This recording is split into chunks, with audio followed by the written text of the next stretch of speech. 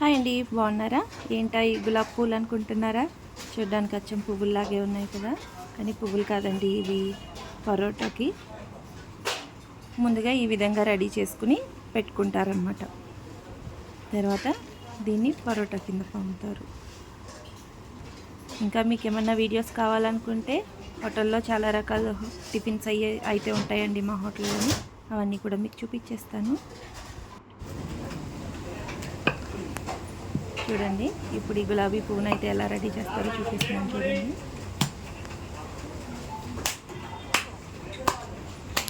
ఈ విధంగా చపాతీలాగా పల్సగా సాగదీస్తారనమాట.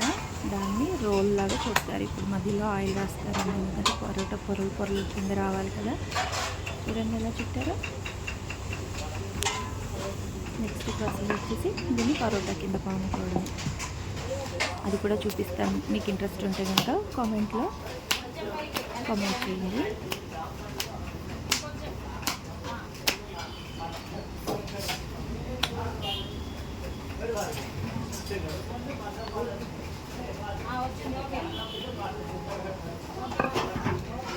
చూడటానికి చాలా బాగున్నాయి కదా.